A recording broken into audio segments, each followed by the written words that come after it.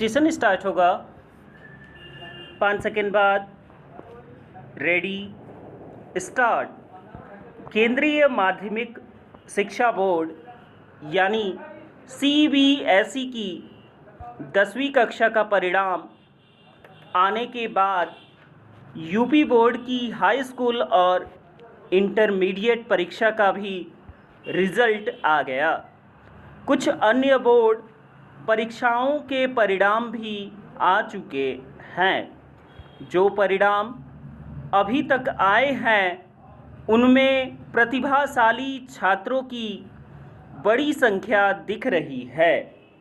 वे बधाई और प्रशंसा के पात्र बनने के साथ अन्य छात्रों के लिए प्रेरणा स्रोत भी बन रहे हैं। यह स्वाभाविक है, लेकिन इसी के साथ यह भी विचारणीय है कि क्या देश में वैसी प्रतिभाओं का विकास हो रहा है जैसी आज के युग में आवश्यक है और जो देश के वैज्ञानिक एवं तकनीकी उत्थान में सहायक बन सकें। हम इसकी अनदेखी नहीं कर सकते कि वैसी गुणवत्तापरक शिक्षा नहीं दी जा पा रही है जैसी समय की मांग है। एक समस्या यह भी है कि बड़ी संख्या में छात्र विदेश पढ़ने के लिए जाते हैं। उच्च शिक्षा के लिए पश्चिमी देशों के साथ विकासशील देशों में भी पढ़ने जाने का चलन बढ़ा है। आखिर ऐसा क्यों है, इस पर न केवल गहनता से विचार होना चाहिए बल्कि उन कारणों का निवारण भी करना होगा जिनके चलते ऐसा हो रहा है। इसी के साथ यह भी देखना होगा कि शिक्षा संस्थानों में शोध एवं विकास की गुणवत्ता कैसे बढ़े। Paragraph change.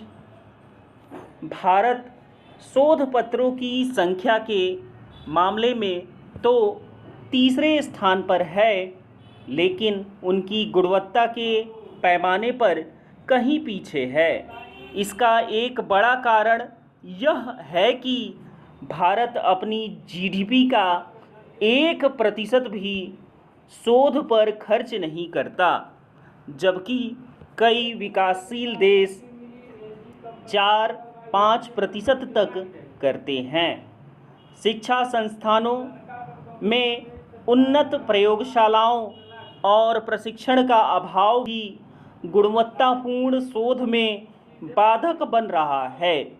यह सही है कि हाल के समय में देश में तेजी के साथ बड़ी संख्या में निजी स्कूल और साथ ही उच्च शिक्षा के संस्थान खुले हैं, पर उनमें भी शोध का स्तर संतोषजनक नहीं। निजी शिक्षा संस्थानों का नियमन भी सही तरह नहीं हो रहा है।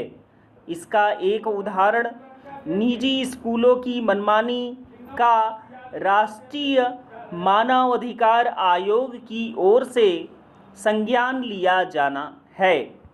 आयोग ने यह पाया कि प्राइवेट स्कूल छात्रों और अभिभावकों पर इसके लिए दबाव बनाते हैं कि वे निजी प्रकाशनों की पुस्तकें खरीदें।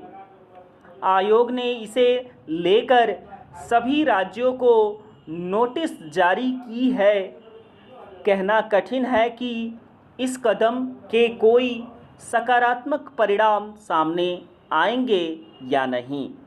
जो भी हो, राष्ट्रीय मानवाधिकार आयोग को यह भी देखना चाहिए कि स्कूली स्तर पर कोचिंग संस्कृति जिस तरह फलती फूलती जा रही है वह कोई शुभ संकेत नहीं।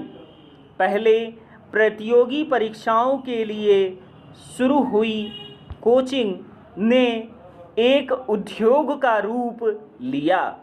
अब स्कूली शिक्षा की कोचिंग भी एक उद्योग बन चुकी है। यह बिल्कुल भी ठीक नहीं। विराम।